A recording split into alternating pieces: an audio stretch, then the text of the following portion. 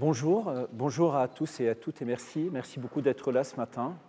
Donc aujourd'hui, on va ouvrir ce cycle de 8 leçons consacrées au verbe de l'écriture dans le cadre de cette chaire Invention de l'Europe par les langues et la culture et les cultures. Ces leçons et les séminaires qui vont suivre chacune d'entre elles auront lieu tous les mardis, donc à compter d'aujourd'hui jusqu'au 8 avril, et toujours à la même heure. Et pour cela, je voudrais remercier au passage le professeur Patrick Boucheron, qui a bien voulu me céder ce créneau, habituellement le sien. Il m'en veut beaucoup. Et donc, si parmi vous, il y en a aujourd'hui qui sont venus dans l'espoir de l'entendre, sachez que jusqu'au 8 avril, le professeur dispensera ses leçons sur le sexe du pouvoir les mardis, comme à l'accoutumée, mais par ma faute, de 14h à 15h au lieu de 9h à 10h. Alors, déployer sa pensée est toujours un Everest. Alors, j'espère que je saurai être un bon Sherpa lors de cette ascension et que les 8 leçons qui en seront les étapes vous apporteront quelques inspirations, vous ouvriront des horizons puisqu'il sera beaucoup question de paysages, de chemins, de sentiers, de clairières. Et j'espère surtout qu'elles vous apparaîtront telles que j'aimerais qu'elles soient, c'est-à-dire des échappées poétiques au milieu de l'agitation et le fracas du monde. Ce que je vais tenter de partager au cours de ces leçons me tient particulièrement à cœur. C'est quelque chose qui m'est très intime et donc nécessairement se perd dans les méandres, puisque je n'ai pas l'habitude de les enseigner. Ce sont des choses vraiment fugaces, en apparence, et peut-être pas seulement en apparence, totalement inutiles. Elles sont liées, au fond, au rapport que j'entretiens avec l'écriture. Donc c'est indicible. Ça relève de la rosée. Ça s'évanouit rapidement. Il est probable que ça apparaisse souvent, très souvent même, embrouillé. Si c'est le cas, ça sera ma faute, parce que je n'ai pas l'habitude d'être dans cette position. Alors, si par moments ça devient totalement incompréhensible, ce n'est peut-être pas si grave. Il arrive parfois que la sensation éprouvée soit au fond plus importante que le sens qui est exprimé. Et pour vous dire la vérité, j'aurais aimé vraiment ouvrir cette première leçon par un professoral et impératif. Nous allons à présent commencer. Mais ça commencerait bien mal, et devant un tel mensonge, certains se diraient eh « dis donc, ça commence bien ». En effet, il suffit de se pencher sur la question pour constater que ce n'est pas au moment où on affirme qu'on commence que ça commence. Au contraire, quand on dit « on commence », c'est qu'on a déjà presque fini, que tout est joué et qu'il ne reste plus qu'à conclure. Moi, il me reste encore 8 leçons, alors pour ce qui est de conclure... Dire « on commence » est en réalité impossible, car on commence toujours, et sans le savoir, bien longtemps avant ce qu'on déclare être un commencement, et qui n'est en fait qu'une révélation de ce qui, des années durant, a cheminé secrètement pour arriver jusqu'à notre conscience et nous fait dire « ah, mais ça commence ». Par exemple, prenons l'aurore. Bien avant le premier chant de l'oiseau, quand il fait encore une nuit d'encre, bien avant que le moindre signe ne se manifeste, l'aurore a déjà commencé. Elle bruit quelque part dans les confins, elle procède peut-être même à un sacrifice pendant que nous dormons. Un astre qu'on égorge, qui rougira le ciel tout à l'heure, pendant que prix à payer pour que se lève à nouveau le soleil. En tout cas, on ne sait pas ce qui se trame, car ça se trame. Ça se trame dans le sens que ça se tisse. Le tissu de la lumière se fait toujours la nuit et à notre insu. Et quand l'aurore arrive, nous disons « Ah, l'aurore !» et nous la voyons comme une naissance, mais elle est dans ce commencement déjà depuis une éternité. Au commencement était le verbe « paraît-il ». Peut-être. Mais avant le verbe, il y a eu sa rumeur, il y a eu son bruissement. Il a bien fallu que quelque chose le désire pour que ce verbe advienne et se fasse commencement. Si rien ne l'avait désiré, il n'aurait pas accouru. Le désir précède toujours le bruissement des choses qui se mettent en chemin pour rejoindre le visible. Pareil pour l'aurore. C'est la même chose. Et ce qui est vrai de l'aurore l'est aussi de l'écriture. L'écriture aussi commence dans le désir bien avant que ça n'écrive, bien avant que ça ne sait que ça écrit. Ça écrit déjà avant d'écrire. Et la parole aussi. Pour parler, il faut que ça commence à parler en nous, bien en amont. Bref, ça commence toujours avant que ça ne commence. On ne décrète pas qu'on commence. En revanche, on peut en prendre conscience. Mais il y a toujours un décalage entre l'instant où ça commence et celui où on en prend conscience. Comment on habite ce décalage ? Ce sera le sujet de la prochaine leçon. Mais cet instant est un vertige. Quand on réalise que quelque chose en nous a commencé, quand ça nous apparaît, quand la prise de conscience se fait, alors on voit la lumière, notre esprit s'éclaire, et c'est une épiphanie. Elle peut être dangereuse, cette épiphanie. Elle peut être d'une grande violence quand on réalise que quelque chose en nous a commencé. Elle peut être aveuglante. Il y en a un, je ne le nommerai pas. Après des histoires un peu compliquées avec son père et sa mère, il s'est crevé les yeux pour avoir été éclairé trop vite. En fait, c'est comme une tumeur qui se fait jour. Dans l'infiniment petit de la première cellule qui refuse de mourir, aucun signe pour le savoir, pour déceler ce commencement. Pour cela, il faut un symptôme. Le symptôme peut être simple. Pas besoin toujours qu'une peste s'abatte sur une cité et qu'on doive aller à Delphes consulter l'oracle. Non, un grain de beauté suffit. Un grain de beauté suffit, et c'est en soi un oracle envoyé par Apollon. Alors si à l'époque antique, le devin était celui qui résolvait l'énigme posée par l'oracle, aujourd'hui, l'oncologue traduit pour le patient l'oracle qu'est le grain de beauté, ou la légère bosse à la poitrine. Et lorsqu'au scanner se découvre la vérité de la tumeur, ce qui se découvre, ce n'est pas son commencement, mais au contraire, sa présence qui ne date pas d'hier. Et le décalage peut être dangereux. Ce qui est vrai pour la tumeur est vrai aussi pour l'aurore. Il est vrai aussi pour l'écriture. Nous n'avons accès qu'à leurs symptômes, mais les symptômes apparaissent bien longtemps après l'obscur commencement, toujours. Si les choses suivent des chemins multiples, toutes se trament dans l'ombre. Car oui, ça se trame, ça se tisse, soit pour notre malheur, soit pour notre bonheur, jusqu'au moment où elles apparaissent à la conscience par le truchement d'un scanner pour la tumeur, celui du premier chant d'oiseau pour l'aurore, ou d'une phrase impossible surgit malgré tout au bout du crayon pour l'écriture. On ne décide jamais qu'on commence. Ça commence avant la conscience. Ce n'est donc pas une affaire de volonté. L'entrée dans la lumière se prépare dans l'obscurité. Et l'esprit n'a pas conscience de ce qui est en train de se tramer, car, comme on vient de le dire, ça se trame, dans le sens que ça se tisse, le tissu de l'écriture, comme celui de la lumière, le feu. Ça complote en nous à notre insu. Il faut savoir ça de soi, que ça complote, ça complote.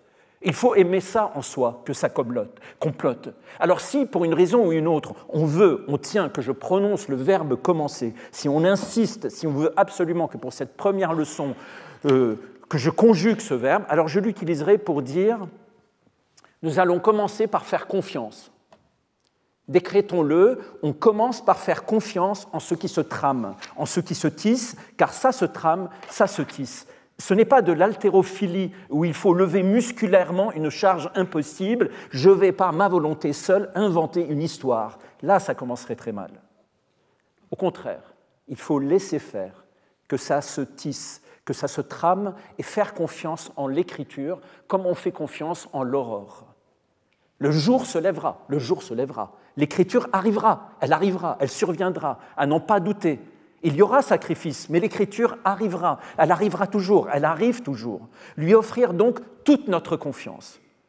N'entretenir aucun lien de méfiance ni envers l'écriture, ni envers la lumière. Au contraire, à l'écriture, ne poser aucune condition.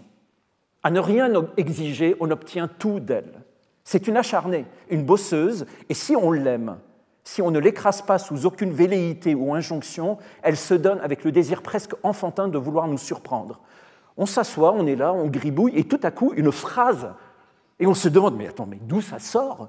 eh ben, ça fait une éternité que la servante y travaille, à notre insu. On ne sait pas que ça écrit, et des mois plus tard, des années parfois, au hasard des phrases griffonnées sur le coin d'un comptoir, d'un bistrot sans charme, d'une gare froide et humide, en attendant un train qui n'arrive pas, tout à coup, ça apparaît au bout du crayon. La fiction, la narration, l'histoire. Et là, on est abasourdi, on se dit « Oh, mais ça commence !» Non, ça ne commence pas, ça nous rejoint enfin. Ça nous rejoint après un très très long voyage. Il faut donc inverser les choses. Nous ne sommes pas le point de départ des idées, des fulgurances. Nous ne sommes pas le point de départ, nous sommes le point d'arrivée. Nous sommes l'extrémité du chemin, nous sommes le port à atteindre, jamais la matrice du bruissement, mais nous sommes le destinataire du bruissement. Nous sommes désirés par ce qui écrit en nous. Le travail, la plomberie, la dramaturgie, la structure, l'acharnement, ça c'est après. Avant, ça vient vers nous. C'est pourquoi dire au départ de cette leçon « on va commencer » aurait été de ma part une forme d'ingratitude envers le chemin parcouru dans l'invisible par le bruissement, par le chuchotement et par la rumeur de cette leçon que je suis en train de prononcer devant vous. Elle attendait dans le noir depuis très très longtemps, mais elle était déjà là, sinon 60 000 signes, espace compris par ma propre volonté, auraient été humainement impossibles. L'écrire, concrètement, a exigé de moi de simplement déblayer le chemin pour, l'écrivant, être le premier à la découvrir et la voir apparaître avant de la livrer. Certains connaissent sans doute l'histoire. En face de la chambre d'un enfant, de l'autre côté de la rue, il y a l'atelier d'un sculpteur.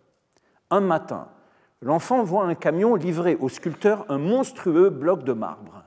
Le grand rideau métallique de l'atelier s'ouvre, le bloc de marbre pénètre à l'intérieur, et puis le rideau se referme. 2 mois durant, l'enfant entend les bruits de marteau, de burin, parfois l'entrebâillement du rideau de métal, il voit la poussière de marbre échapper.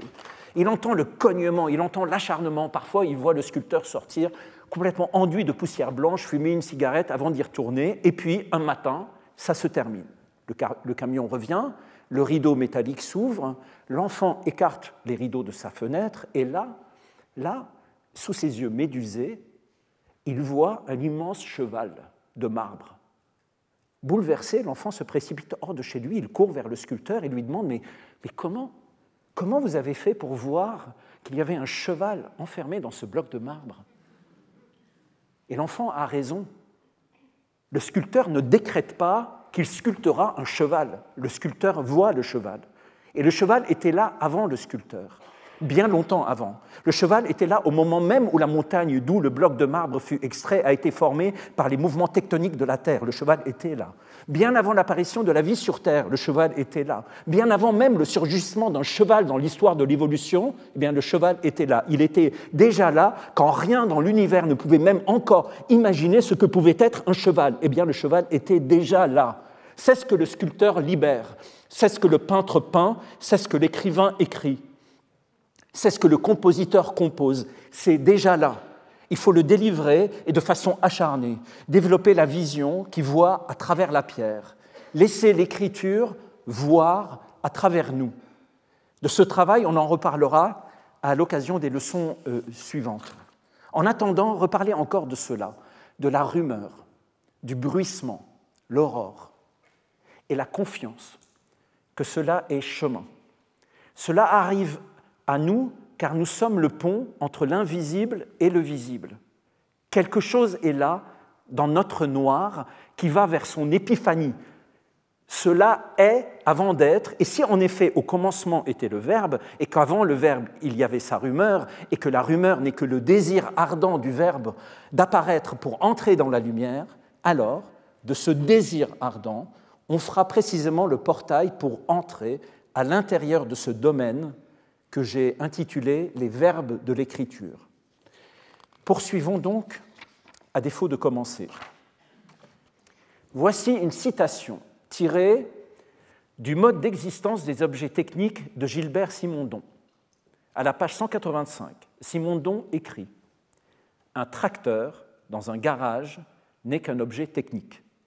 Quand il est au labour et s'incline dans son sillon pendant que la terre se verse, il peut être perçu comme beau.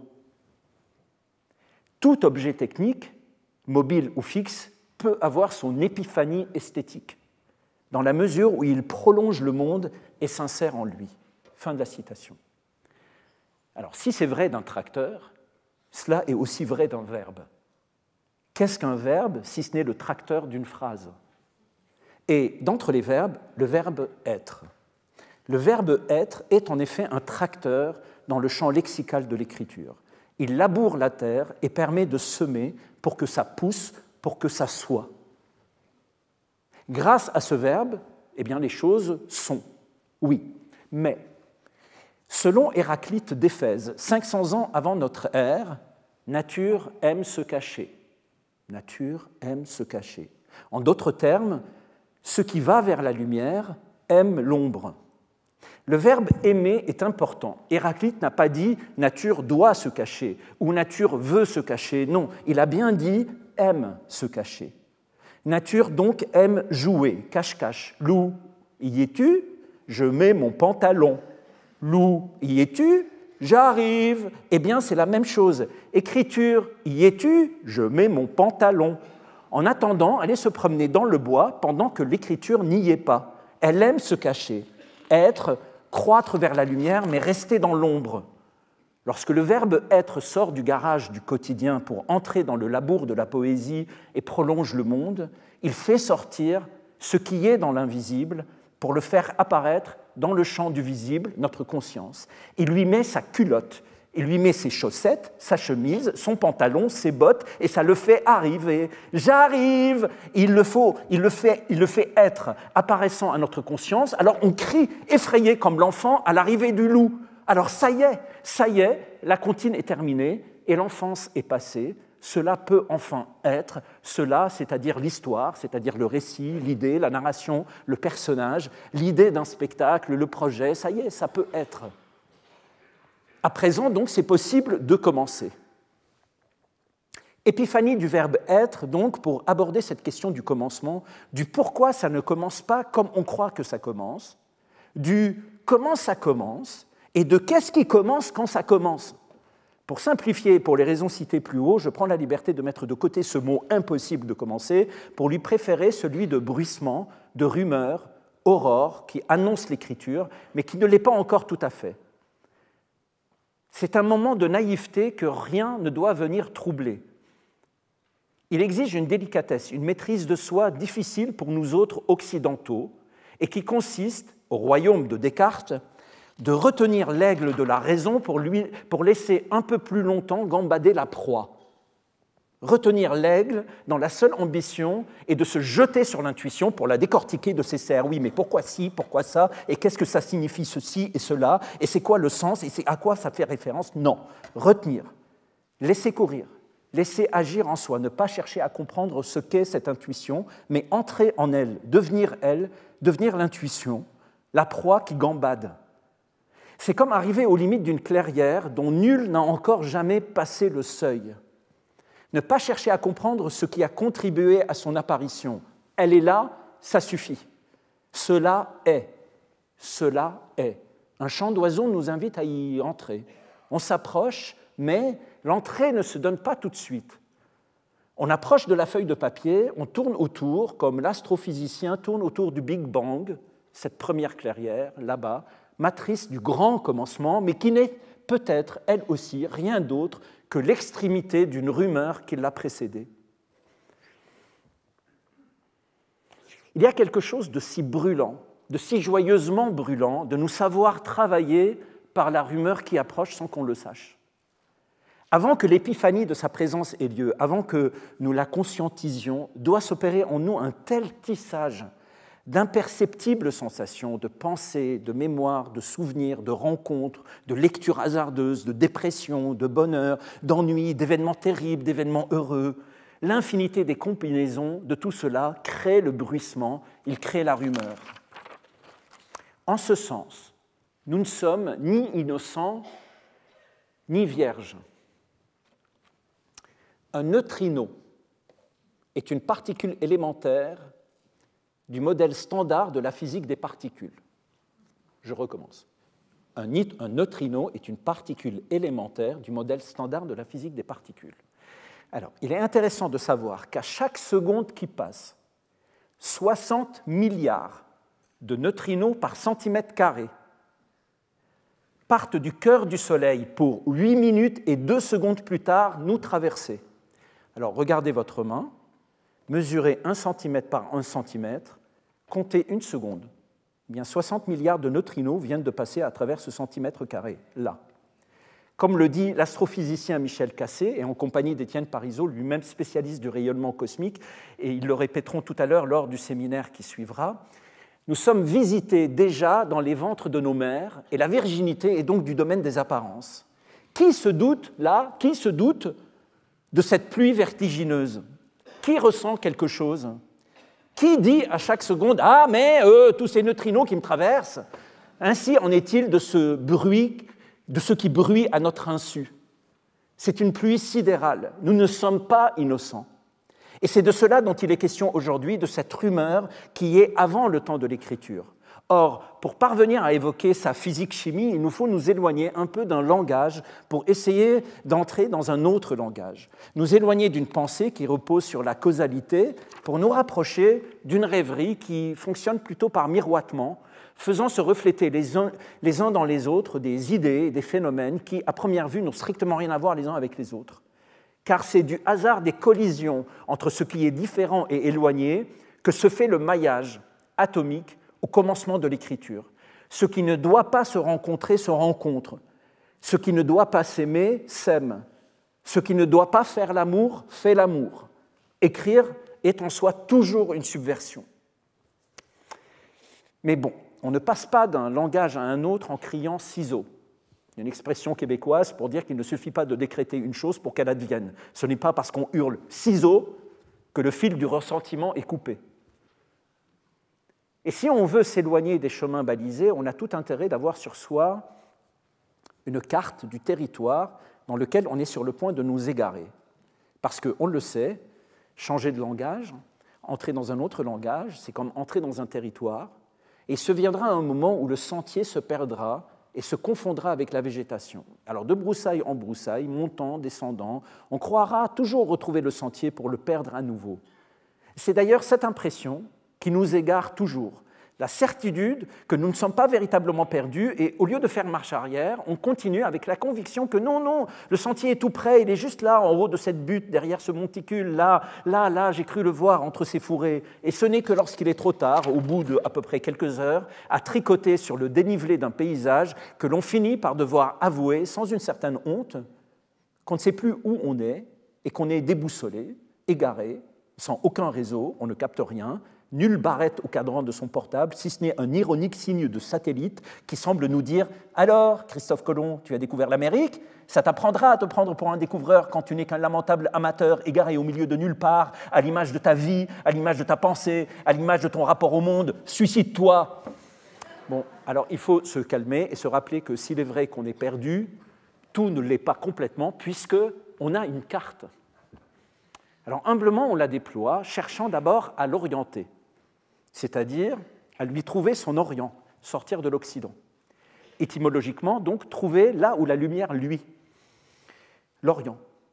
Pour cela, pivotant la carte, on tente d'y faire coïncider un point présent sur la carte, facilement identifiable sur le terrain, clocher, château d'eau, sommet, vallée, bref. Une fois trouvé, s'y diriger obstinément et puis recommencer. Ainsi, un œil dans la théorie topographique qu'on tient entre les mains, et qui est cette carte, et un autre dans la réalité du terrain où nous sommes égarés, on ne peut constater que l'écart qu'il y a entre le virtuel, que l'on tient entre la main, et le réel du terrain. D'où l'importance de l'exactitude de notre carte, car plus cet écart est petit, plus la possibilité de retrouver son chemin est grande. Donc, plus le réel et le virtuel se rapprochent l'un de l'autre, plus on voit où l'on va, et quand enfin le réel s'accouple au virtuel, alors un chemin insoupçonné naît. Un chemin dont on ne se doutait pas se révèle à nous, nous offre une épiphanie de l'endroit où nous sommes, qui nous permet la poursuite d'un voyage à ce moment-là véritablement unique. Car c'est toujours ce à quoi nous donnons naissance qui nous guide, et jamais l'inverse. Bon. Bien que nous soyons déjà passablement égarés, Nous allons à présent, pour éviter de tomber dans les limbes, tâcher de dessiner la carte topologique de la rumeur, du bruissement, sorte de prolégomène dont le but est d'établir les principes de base sur lesquels vont reposer les 8 leçons qui vont suivre, c'est-à-dire de dessiner la case qui les légende, tout comme est légendée une carte par les symboles graphiques indiquant sentiers, routes, chemins de fer, fleuves, sites touristiques, sans oublier l'échelle et la position des nords, géographiques et magnétiques. Alors, certains de ces principes ont été énoncés lors de la leçon inaugurale, mais je vais prendre le temps de les rappeler de manière, disons, un peu moins déjantée, pour nous éviter justement de nous perdre dans la météorologie tourmentée de cette pensée qui m'habite et dont je me sens parfois n'être que le cerf-volant. Une mise à plat pour nous éviter que l'on se retrouve au milieu des broussailles, même si, je l'avoue, on y est déjà un peu passablement, nous éviter de ne plus comprendre grand-chose ou, et c'est peut-être pire, de comprendre de travers. Cela dit, n'ayant jamais eu ni la nécessité ni l'envie d'expliciter ce qui me régit lorsque j'écris, énoncer ces principes ne va pas de soi, mais il m'est apparu important de le faire, d'essayer du moins, d'autant que les énonçants, j'énonce aussi ce que j'entends par la notion de bruissement et de rumeur et leur cheminement jusqu'à leur révélation, objet de cette première leçon.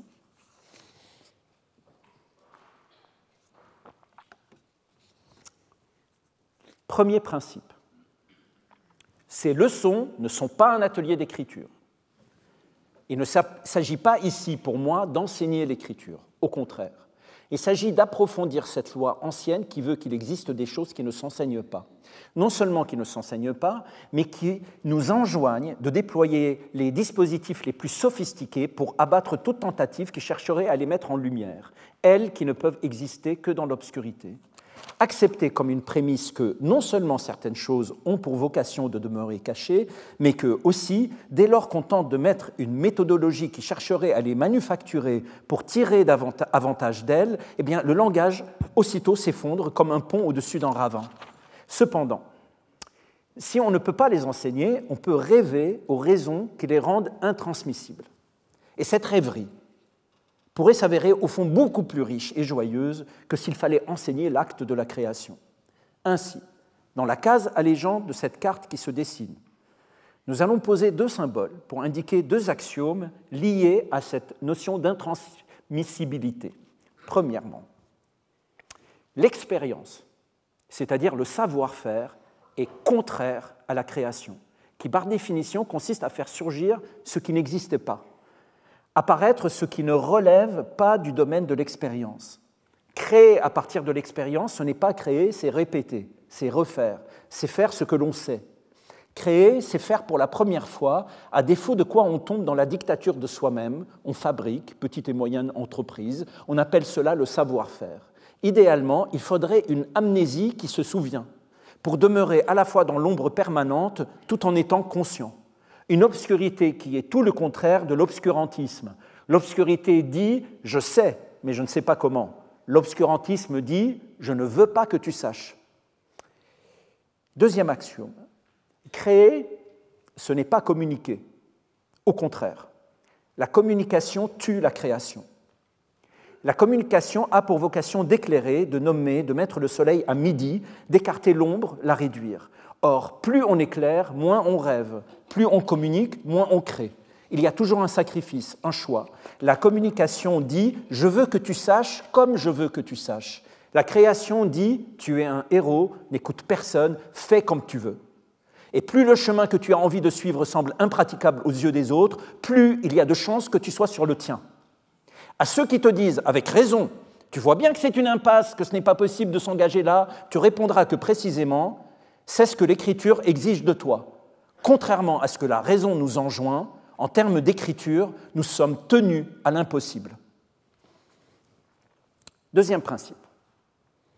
Alors c'est à la fois la pierre angulaire sur laquelle repose le lien que j'ai établi avec l'écriture et la clé de voûte qui fait tenir entre elle et moi l'entente, la promesse que nous nous sommes faites. Ce principe fait en sorte qu'aujourd'hui, je pense comme je pense, j'écris comme j'écris et je vis comme je vis. Je suis aliéné à ce principe. Et tout ce que je dirai ici, tout ce que je dis ailleurs d'ailleurs, ne peut être compris qu'à l'aune de ce principe.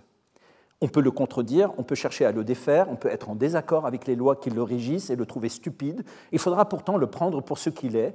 Et si on veut comprendre quoi que ce soit à ces leçons, car c'est lui qui me fait penser et agir, et si on me dit qu'il est erroné et que par conséquent tout ce en quoi je crois a la fragilité des pieds d'argile, ben, je rétorquerai que toute existence est de toutes les façons fondée sur une erreur et que chacun est prisonnier de ses propres délires, j'ai les miens. Ne pas retirer le couteau de la plaie est parfois la seule manière de demeurer en vie. Pour qui veut suivre ces leçons, partant du fait que c'est moi qui les donne, alors il faudra accepter ce principe comme tel pour ce qu'il est, c'est-à-dire une affirmation complètement péremptoire qui décrète unilatéralement que, en termes de création, eh bien, on n'invente rien, on ne crée rien par sa propre volonté, on ne fait rien surgir jamais de son propre néant, ce n'est pas un onanisme, ça vient toujours de l'extérieur, c'est une rencontre, ça vient vers nous, ça nous regarde depuis l'ombre, ça ne nous appartient pas, nous n'en sommes ni les inventeurs ni les propriétaires. Il y a cette idée que l'on retrouve parfois dans certains textes qui évoquent le travail d'un peintre, d'un musicien, et qui induisent que l'artiste est une courroie de transmission entre l'art et le spectateur. C'est-à-dire un canal, un pont, comme j'ai dit tout à l'heure, entre l'invisible et le visible. L'image est belle, pleine d'humilité. Je l'ai utilisée tout à l'heure pour aller vite, mais elle ne correspond pas tout à fait à ce que je veux dire. À mes yeux, les choses vont de manière kaléidoscopique.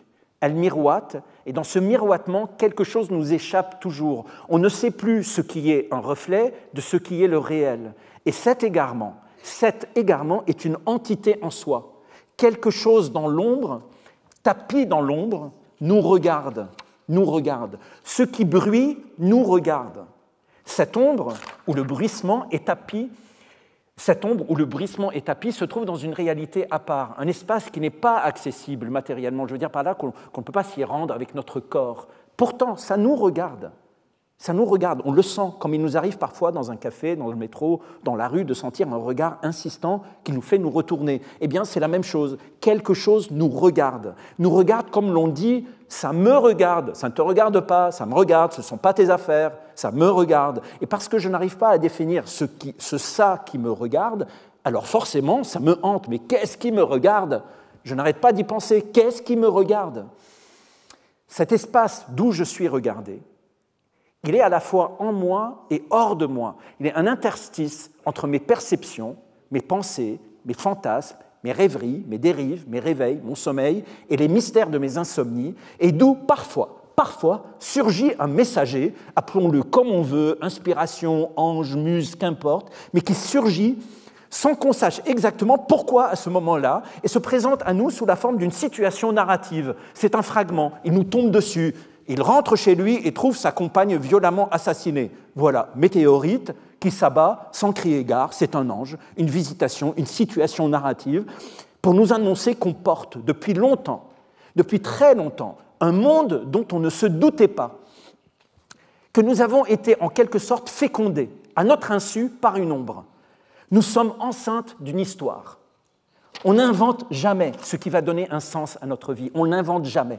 Au contraire, ce qui va donner un sens vient vers nous, il vient d'avant nous, non pas forcément parce qu'il existe un Dieu ou quoi que ce soit de ce genre, mais parce que l'idée même de notre existence, le fait qu'on existe, l'a fait surgir. C'est un jumeau. C'est pour ça que nous sommes incapables de ne pas espérer, de ne plus espérer. Quelque chose nous a précédés et continue à vivre, quelque chose nous regarde. Quand l'idée nous arrive, ça signifie qu'elle est simplement sortie de l'ombre. Mais elle s'y trouvait déjà depuis tellement longtemps, depuis l'enfance peut-être, depuis avant notre naissance peut-être. Elle est un héritage, une transmission qui nous parvient par le truchement de ce qu'enfant nous avons deviné avant même d'être doués de parole. C'est à ça qu'il faut croire, que je veux croire. Ça travaille en nous mystérieusement.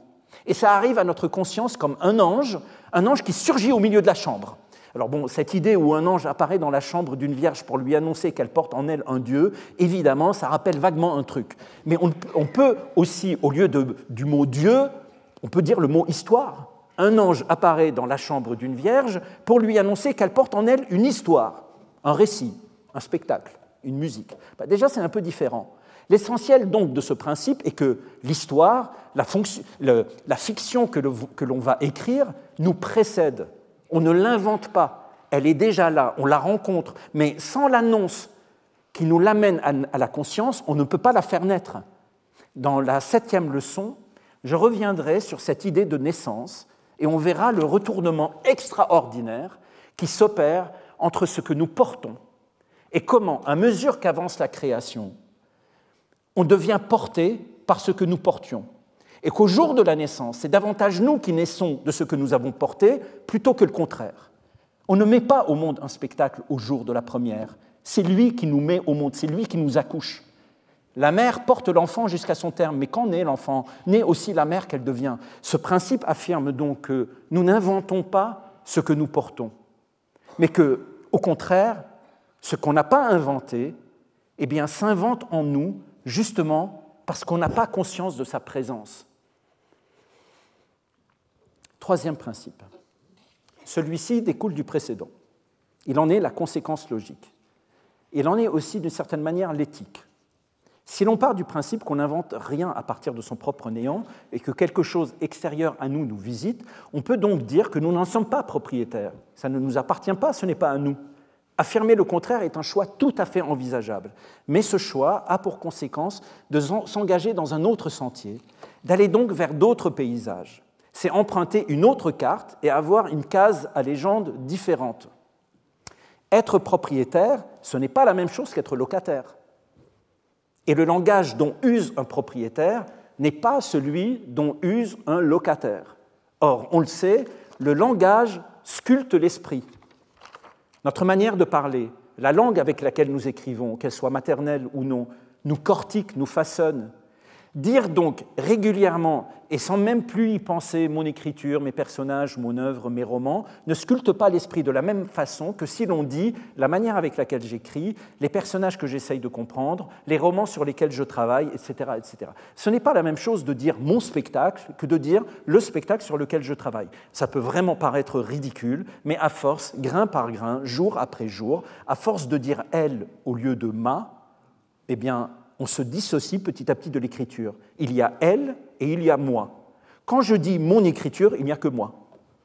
En donnant son existence propre à l'écriture, on passe par le langage d'un aplat où l'on est seul à une tridimensionnalité où on est plusieurs. Elle, lui et moi. Le spectacle, l'écriture et moi. Alors on peut discuter. Moi je peux discuter avec le spectacle, le spectacle peut discuter avec l'écriture on peut discuter ensemble. On peut même s'écrire des lettres. Si on rajoute à cela en plus les personnages du spectacle et qu'on dit « eux » au lieu de dire « mais », alors tout à coup, vous imaginez, il y a une foule autour de la table de travail. Une profondeur différente apparaît dès lors qu'on ne dit plus « mon »,« ma »,« mais qu'on emploie à déployer le langage pour offrir à l'écriture une autonomie.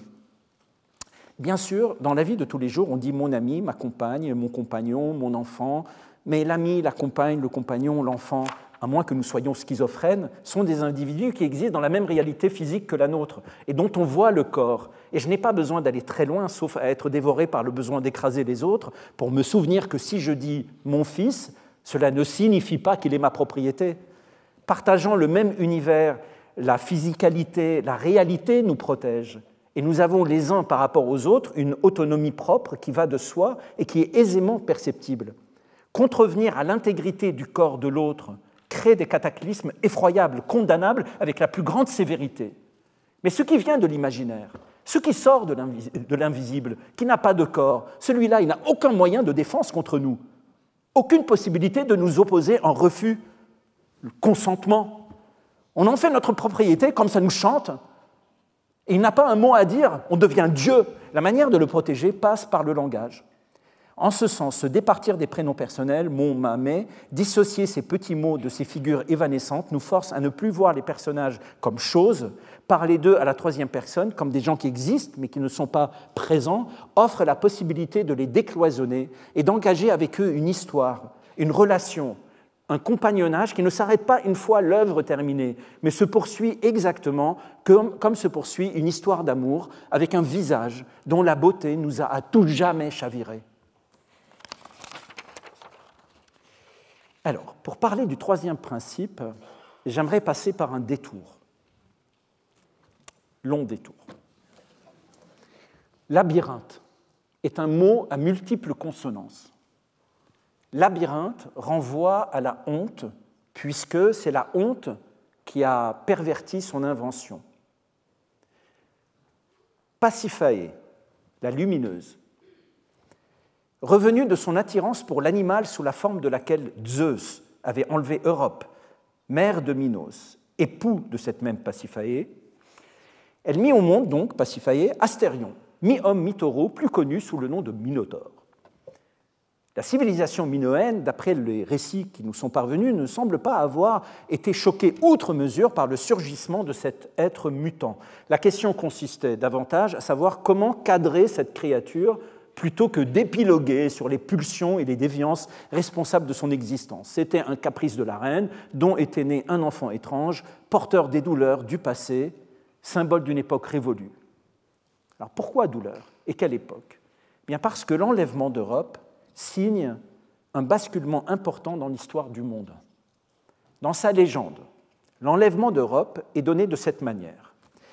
Une jeune fille joue sur une plage au Finistère septentrional de l'Asie, c'est-à-dire au rivage de Sidon, en Phénicie, le Liban actuel. Nous allions souvent pique-niquer avec mes parents quand j'étais petit. Aujourd'hui, toute cette zone a été réduite en cendres par la guerre civile et ce qui en restait, les derniers bombardements israéliens l'ont définitivement effacé. À l'époque, c'était encore une magnifique plage. Et cette jeune fille y joue, seule ou avec ses compagnes, l'histoire ne le dit pas. En tout cas, c'est Europe, Europe aux grands yeux, fille d'Agénor, roi de Phénicie.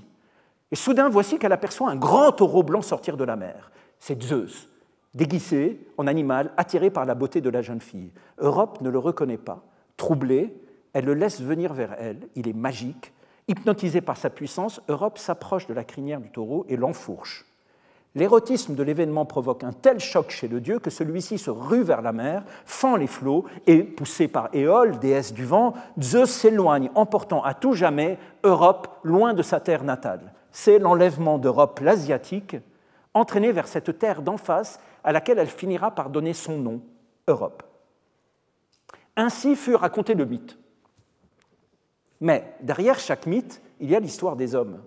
Et dans le labyrinthe des soubassements des hommes, il y a toujours une traîtrise, un tabou, une monstruosité. Ainsi, il est permis d'imaginer que l'apparition de cette légende fait suite à une invasion des terres asiatiques par les Grecs et que, procédant au pillage habituel dans la région de Sidon, qui était un port commercial de premier plan, ils procédèrent aussi à des rapts et des viols qui ont dû traumatiser l'époque, faisant preuve d'une violence encore jamais vue, prémisse à des violences nouvelles. Dans un ouvrage paru en 2007, et dont je vous recommande très vivement la lecture, Le viol d'Europe ou le féminin bafoué, Françoise Gange y voit dans ce mythe la bascule qui a fait sortir l'Occident de son lien à la déesse Terre pour le faire entrer dans celui de la domination masculine et son institutionnalisation dans le ministère de la violence, qui veut qu'une guerre n'est jamais gagnée tant que les femmes n'ont pas été violées et enlevées. Et c'est peut-être de cet effondrement qu'hérite Astérion, dont il est le symbole, de la mémoire de cette bascule, nostalgie de l'avant, qu'il exprimera en exigeant comme nourriture les corps de jeunes filles, de jeunes garçons, ration de viols et de meurtres doublés de l'acte de cannibalisme. On dira alors que c'était une époque vraiment effroyable et barbare, que ça ne rigolait pas chez les Grecs, comme ça ne rigolait pas non plus chez les Romains, et certains rochers auvergnats ont encore en mémoire ces journées où, après la défaite de Vercingétorix, les soldats romains tranchèrent à hauteur du poignet la main droite de tous les hommes gaulois en âge de tenir une épée.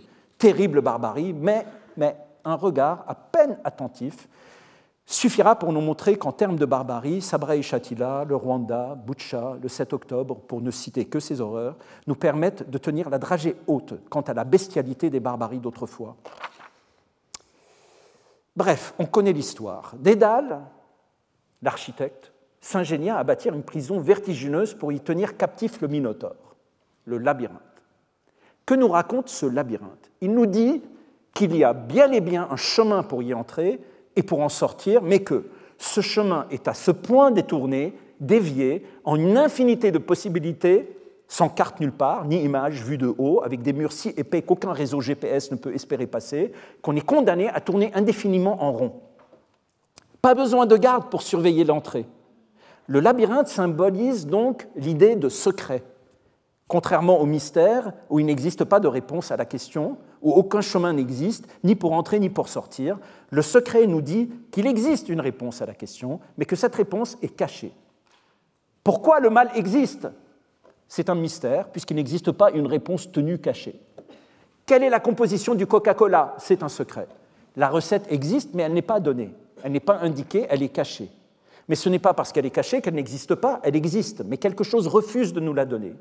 Prenons une mouche se cognant obstinément contre la vitre. C'est agaçant. Parce qu'on sait, nous qui la regardons, que ce manège peut durer longtemps et des heures. Elle se cogne contre un secret. Mais la mouche ne peut en aucun cas concevoir la notion de vitre. Elle ne peut pas comprendre, elle ne peut pas conceptualiser ce rien contre lequel elle se cogne obstinément. Elle ne comprend pas le phénomène. Il n'y a rien et pourtant je me cogne. Alors elle insiste, on aurait envie de lui dire mais arrête d'insister, arrête, tu vois bien que ce n'est pas possible, arrête de ressasser, arrête de ressasser ton malheur, tu vois bien qu'elle ne t'aime plus, arrête, elle ne t'aime plus, décroche, cesse de touiller ton malheur, ne cherche pas à la comprendre, c'est fini, c'est tout, c'est au-delà de toi, tu dois juste accepter, elle ne t'aime plus, tu dois la respecter pour ça, non, ne l'appelle pas, ne cherche pas à la revoir, c'est fini, la fenêtre est peut-être ouverte juste à côté, mais la capacité à raisonner dont la mouche est dotée ne lui permet pas de seulement se figurer qu'il faille juste se détourner de quelques degrés de son entêtement pour déplacer légèrement l'axe de son obsession et elle pourra alors retrouver la sortie. Mais non, elle insiste et ressasse et refait toujours le même circuit qui se termine toujours contre la vitre, obstinément. Eh bien, ainsi en est-il de ce labyrinthe dans la vie terrible du Minotaure. L'architecture de la prison est au-delà des capacités d'extrapolation de la créature, de sorte que celle-ci ne peut pas sortir de son obsession, de son ressassement. Elle reste incapable de percer le secret et tourne en rond. Mais alors la honte. Eh bien, dans Les Noces de Cadmos et Harmonie, ouvrage majeur dans lequel Roberto Calasso raconte à sa manière les grands mythes grecs, on trouve cette idée qu'en sa première version, Dédale avait pensé le labyrinthe à ciel ouvert. En effet, il n'y avait aucune raison d'être cruel contre le Minotaure, il s'agit seulement de le tenir enfermé, pas de le priver de la lumière. Mais, toujours selon Calasso, lorsqu'arriva en Crète le premier étranger, sous la figure de Thésée, on ressentit un sentiment nouveau. Que va penser l'étranger de cette dislocation qu'est le Minotaure ? On éprouva alors une gêne, on évita d'en parler, on découvrait le silence qui tait. Et de ce silence qui tait, la nécessité de cacher, d'invisibiliser la faute, de se sentir tous responsables de cette faute, celle de Pasiphae, invisibiliser la déviance, on découvrit la honte. Et la honte poussa à l'occultation du labyrinthe en lui fabriquant un toit, privant à jamais le Minotaure de la lumière du jour. Les ténèbres firent alors de lui le monstre qui n'était pas encore tout à fait. S'engager dans un labyrinthe, c'est donc retrouver de manière archaïque, cervicalement parlant reptilienne, le chemin obscur de la honte. Il suffit pour en faire l'expérience de se rendre un vendredi, à peu près tous les vendredis, à la cathédrale de Chartres. Il y a dessiné au sol un labyrinthe dans lequel il est possible de s'engager. Chacun a le loisir de marcher son présent. En effet, le long de ce chemin unicursal, c'est-à-dire où il est absolument impossible de se perdre, c'est un labyrinthe où il n'y a qu'un seul chemin, sans ramification ni choix possible. Donc, tricotant, zigzagant, allant, venant, on marche dans les incertitudes de sa propre pensée. Et s'il fallait le faire en compagnie d'un être cher, ami, père, mère, fille, fils, sœur, frère, amant, conjoint, collègue, marchant l'un derrière l'autre, le labyrinthe, en ses décentrements et excentricités, crée des éloignements soudains et des rapprochements tout aussi brusques que bouleversants. En un instant seulement, on s'éloigne et on se rapproche. On se retrouve alors à marcher au présent sa propre histoire. On marche la relation qu'on a avec l'autre. Marchant ainsi, allant d'un point à l'autre, le long d'une ligne qui traduit le chemin intérieur, cela nous permet de voir tourner le monde et au monde de nous voir tourner.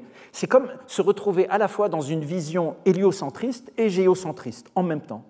Or, ce vertige du déplacement est précisément le vertige de l'exilé, de celui qui est chassé de sa terre. L'exilé est celui qui avance sans cesse, même s'il s'installe à demeure. L'exilé est toujours en chemin, et tout ce qu'il dit, Tout ce qu'il pense, tout ce qu'il fait, il le fait le long de ce fil qui serpente et que l'on nomme le labyrinthe. L'exil est une honte. Malgré la richesse des pays, des paysages que l'on découvre, des rencontres, on n'oublie pas l'humiliation du départ, quand on a été chassé, forcé à partir. L'entrée dans le labyrinthe, en quelque sorte. L'entrée dans ce silence qui tait, la honte. Quelque chose nous a jetés dans un exil permanent. Marcher symboliquement cet exil nous fait toucher imperceptiblement à cette honte des déplacés, de ceux qui ont dû fuir, qui ont dû tout abandonner derrière eux. On se déplace et on déplace avec nous le sens mystérieux qui nous habite. On le porte sur notre dos, on déplace le sens, déplacement du sens, de sa propre identité, déplacement de sens, déplacement de sens. Alors pour qui va quelquefois en Grèce et finit par déchiffrer l'alphabet, il peut être étonné de voir passer très régulièrement sur les routes des autoroutes grecques des camions sur lesquels est inscrit en très grand le mot métaphora. Des camions de métaphores. Il y en a plein en Grèce. Qu'est-ce à dire ? Des caisses et des caisses de métaphores entre Athènes et Thessalonique ? Il suffit de poser la question au premier chauffeur de taxi pour qu'il vous explique que non, ce sont simplement des camions de déménagement. Métaphora veut dire déménagement, tout simplement. Ce sont les déménageurs bretons, en quelque sorte. La métaphore n'est rien d'autre qu'un bête déménagement. Pour dire une chose, on en dit une autre. On prend un sens et on le déménage vers un autre. Déménagement de meubles ou déménagement de sens, ça reste un déménagement. Or, s'il est vrai, comme on l'a dit, que le langage est toujours un reflet de notre manière de vivre, alors pour qui n'a cessé de déménager ?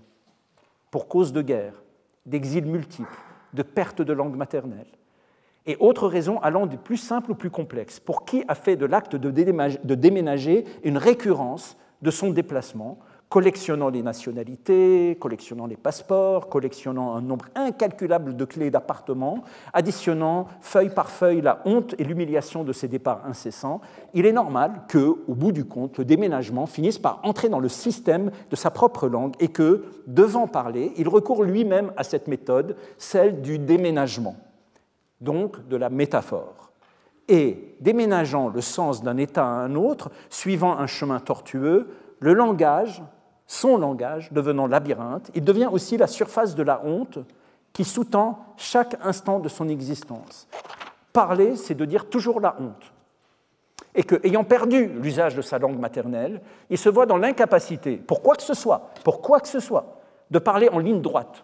Et il doit toujours passer par des détours, des changements de paysage pour arriver à se faire comprendre. Pour se comprendre lui-même, d'ailleurs. On peut appeler ça des arabesques. Métaphore, détour, circularité de la pensée, spirale de l'esprit. De déménagement en métaphore, il finit par déployer une langue faite de briques et de brocs où tout est image se déplaçant d'un sens à l'autre. Or, les raisons de ce déménagement, exil, fuite, reposent sur des humiliations qui viennent de ce que la guerre civile peut produire de plus visqueux. Alors très très vite, la honte, s'alliant à la métaphore, au déménagement, au langage dévié de cet individu, on retrouve l'image du labyrinthe et du minotaure qu'il faut cacher. Tout ce détour pour dire ce que vous avez sans doute déjà remarqué, incapable de parler en ligne droite, je ne parle qu'en métaphore. Mais ce n'est pas un choix, c'est que j'ai trop déménagé pour pouvoir parler autrement. Ainsi, il faut se souvenir que le moyen de la métaphore qui sera utilisé tout au long des 8 leçons non seulement traduit une incapacité à parler en ligne droite, mais rappelle que tout ce qui sera raconté a son corollaire qui est la honte. Écrire, c'est éviter de se noyer dans la honte. C'est retarder le moment où les sables mouvants de la honte vont entraîner celui qui y est piégé. Dans le combat pour empêcher la honte de dévorer l'esprit, les images et les mots agissent comme fil d'Ariane. Ils agissent comme possibilité de sortir l'esprit de l'opacité du silence, ce silence qui tait. Quatrième principe. Tout est écriture. Tout, absolument tout, s'ouvrir à ce tout.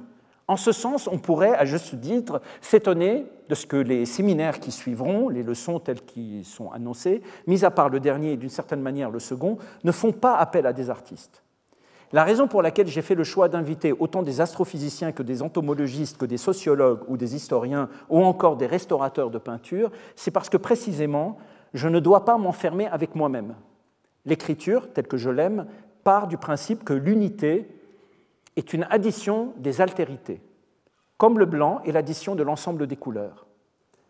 Mettre à plat l'unité, en séparant les altérités qui la composent, a pour but de procéder à une forme de dissection, telle que les peintres de la Renaissance ont ressenti le besoin de le faire, en disséquant les cadavres pour être en mesure de rendre compte des mouvements et des énergies des corps humains qu'ils allaient représenter. Car comment peindre une descente de la croix si l'on ne sait pas comment les muscles s'attachent à leurs ligaments ?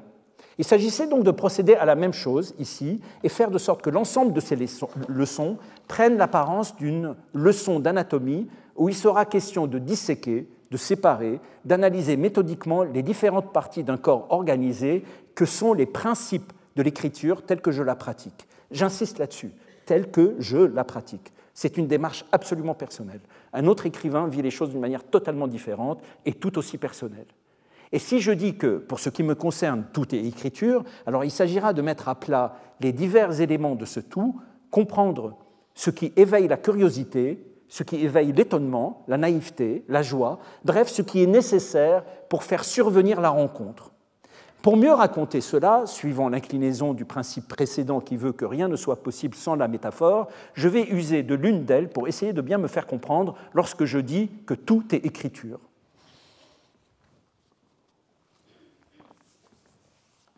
Il arrive qu'on trouve dans la rue une pièce de puzzle. Peut-être que ça vous arrive.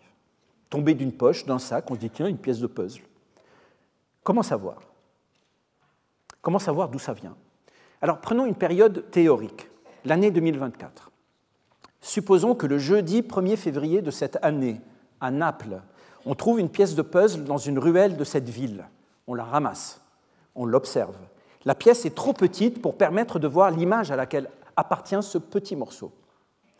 On perçoit des couleurs, on perçoit des teintes, on l'observe à la loupe, on peut deviner peut-être une végétation, si on a de la chance, un fragment de visage, oreille, mais rien de plus. On le conserve dans une petite boîte. Pièce numéro 1.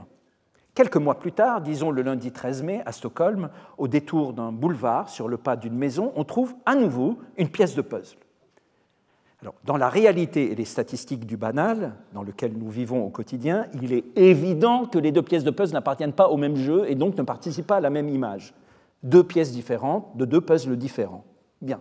Sautons un mois et voilà que le mercredi 19 juin, et puis le dimanche 22 septembre, et le samedi 2 novembre, et pourquoi pas le dimanche 1er janvier de la nouvelle année, à Besançon, à Marrakech, Montréal ou Calcutta, on trouve ces jours-là d'autres pièces que l'on numérote méthodiquement et que l'on met dans la boîte. Il faut être légèrement délirant, pour ne pas dire complètement idiot, pour penser autre chose qu'on a juste trouvé des morceaux de puzzle. Dans des pays et des villes différents, et qu'on fond, mis à part l'étrangeté de trouver des pièces de puzzle, comment sont-elles arrivées là, il n'y a rien de vraiment exceptionnel. À l'heure de pointe, sur le RER A, en direction de Boissy-Saint-Léger, il y a très peu de chances que par le plus grand des hasards, tous les voyageurs qui se tiennent avec nous en sardine dans le wagon descendent à Fontenay-sous-Bois, nous laissant absolument seuls. Il est très peu probable qu'une chose pareille arrive.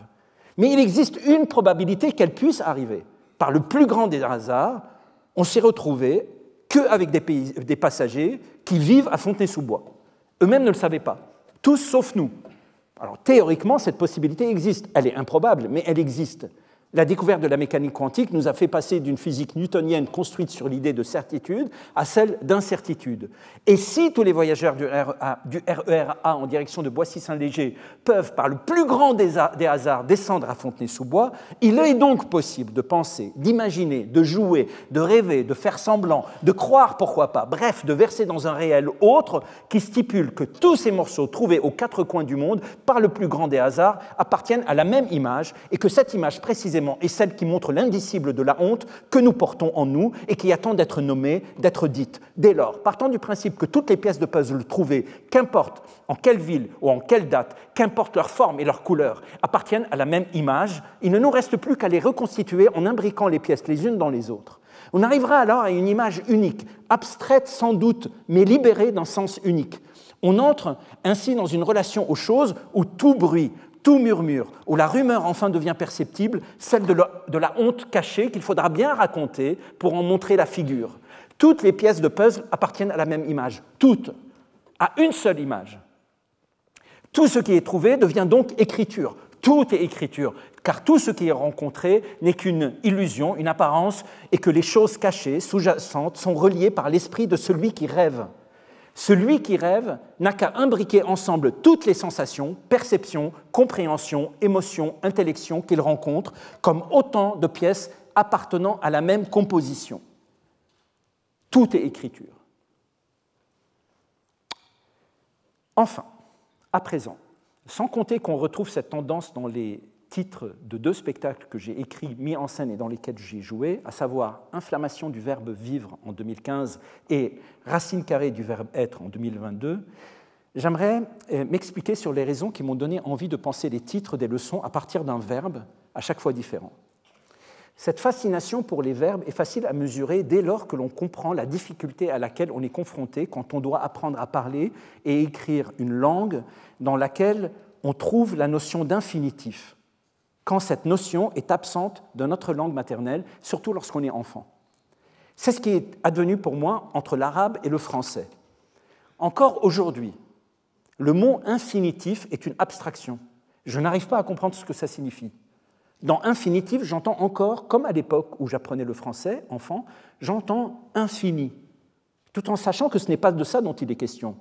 J'entends aussi finitif, c'est-à-dire vaguement la notion d'inachèvement. Infinitif m'a toujours donné l'impression que quelque chose n'était pas finitif.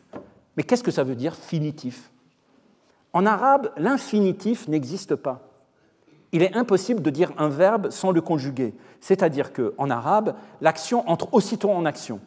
Et qui plus est, dans l'arabe vernaculaire, celui de la rue, qu'on pourrait nommer, pour mon cas, le libanais. Par exemple, être ou ne pas être, telle est la question, se traduira au mieux par existence ou néant, telle est la question. Ou bien qu'on soit ou qu'on ne soit pas, telle est la question. Il en va de même pour tous les verbes. Manger ne se dit pas en arabe, il faut absolument le conjuguer, je mange. Or, qu'est-ce que ça veut dire conjuguer un verbe ? Eh bien, c'est nécessairement le rendre actif, c'est de l'inscrire dans le temps et l'associer à un sujet. Si je dis « jouer », on ne sait pas de qui il s'agit, ni quand. Mais si je dis « je jouerai », aussitôt s'ouvre à l'esprit un espace où l'on voit quelqu'un, moi en l'occurrence, qui n'a pas joué, qui ne joue pas, mais qui jouera, je jouerai.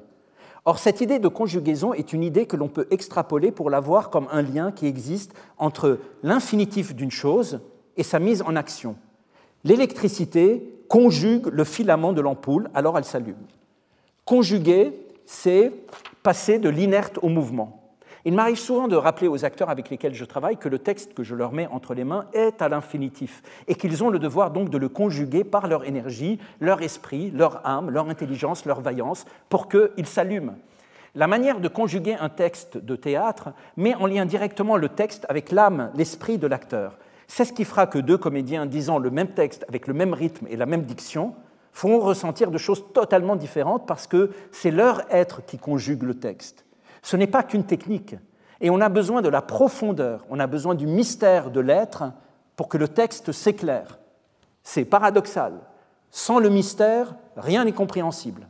Il s'agit donc de comprendre ce dont il est question dans un texte, de faire sien, le porter en soi, l'articuler, le conjuguer pour qu'il passe de l'inerte, de l'infinitif, au mouvement de l'action. Tout ce qui est à l'infinitif est posé en attente, attend le souffle de la vie. Le pianiste conjugue la partition. Qu'est-ce qu'un couple qui ressent une atonie dans son histoire et cherche à lui donner un souffle nouveau, si ce n'est un couple qui cherche à éviter d'être avalé par l'infinitif de son histoire d'amour ? La conjugaison est une animation.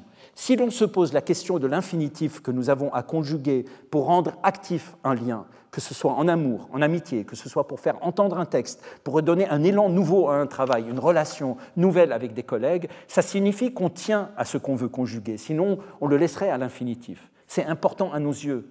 On ne veut pas que ça meure. On ressent aussitôt ce que peut signifier le mot implication. Conjuguer, c'est s'impliquer, c'est entrer dans le pli, c'est vouloir que ça reste vivant.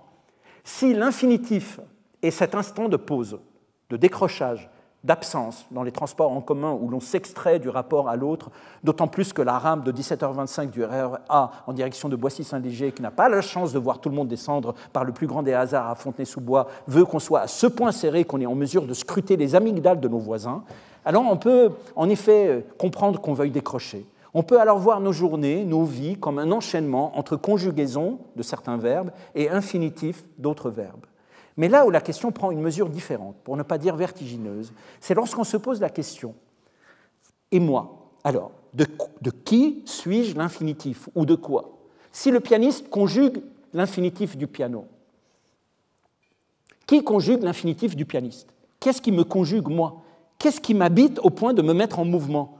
Si je suis l'ampoule, c'est quoi mon électricité? Qu'est-ce qui me permet de savoir enfin quand et qui? Qu'est-ce qui me permet de comprendre qu'en cet instant, si je me lève et que je dis « nous allons à présent commencer », c'est que depuis la nuit des temps, quelque chose d'essentiel a commencé pour moi.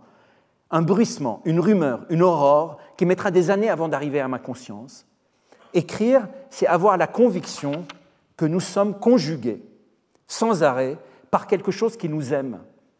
Quelque chose qui nous aime et qui vient vers nous, il nous conjugue. Pour certains, c'est l'écriture, c'est-à-dire une forme nouvelle d'expression dans le désir du partage, du récit. Les verbes à l'infinitif, associés à chaque leçon, posent donc la question de ce qui peut créer leur mise en mouvement, c'est-à-dire ce qui peut participer à leur conjugaison, leur donner la vie. Donc, pour résumer, à la case des légendes, les choses commencent bien avant qu'elles ne commencent. Créer ne s'enseigne pas. L'expérience encombre l'écriture. Communiquer n'est pas créer. Je ne suis pas propriétaire, je suis locataire. La métaphore comme mode de langage, car l'exil a été mon fardeau. Tout est écriture. Toutes les pièces de puzzle s'imbriquent les unes dans les autres. Il existe une chance sur des milliards que tous les passagers descendent en même temps à Fontenay-sous-Bois. Ainsi donc va la légende qui illustre la carte du territoire où je me suis engagé. C'est à chaque jour. Le rôle qui est le mien consiste à déployer toutes les antennes pour être en mesure de capter les symptômes. En ce sens, on est toujours en train d'écrire. On ne s'endort jamais. On est toujours aux aguets. Pas d'infinitif, ou le moins possible. Recevoir un signal, un neutrino arrivant depuis le soleil. Déployer les capteurs à chaque instant, à la boulangerie, dans l'autobus, lors d'un repas avec des amis, lors d'un conseil d'administration, chez le médecin, le dentiste, tout le temps, toujours. Tout est matière. Et de cette matière peut se faire entendre un signal de ce qui, depuis longtemps, chemine pour venir jusqu'à nous. Entrez alors dans une papeterie pour acheter un cahier. Y notez tous les symptômes que l'on perçoit. Tout ce qui, sans raison, sans lien, éveille l'intérêt, nous met aux aguets. Chaque symptôme comme pièce d'un puzzle dont nous ne connaissons ni l'image ni la grandeur. Avancer dans cette confiance et se voir non pas comme la matrice, comme celui qui est fécondé pour porter une œuvre à venir, mais au contraire comme la vie qui apparaît. L'œuvre, l'idée, le spectacle, le roman, l'écriture tombent enceintes de nous. C'est nous qui sommes dans le ventre. C'est pourquoi nous sommes aveugles, et tout est aveugle. On n'y voit rien. On entend des sons, on a des sensations, nous sommes des embryons. Mais l'écriture nous porte, elle nous porte. On est dans son ventre, relié au cordon ombilical de la langue. La langue qui est le fil d'Ariane dans le labyrinthe des symptômes et des sensations. Alors avancez jour après jour, comme l'embryon vers le battement de son cœur, puis vers la lumière. Et enfin, le cri qui est, comme à chaque fois, celui de la colère à l'épiphanie du verbe être. Merci.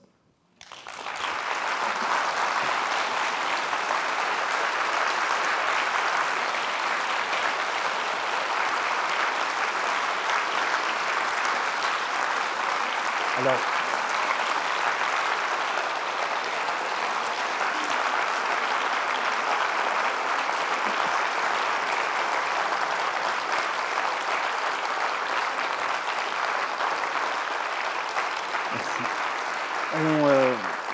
on va prendre une pause et on va se retrouver à 10h30 pour le séminaire qui va suivre en compagnie de Michel Cassé et d'Étienne Parizeau. Merci à tout à l'heure pour ceux qui restent.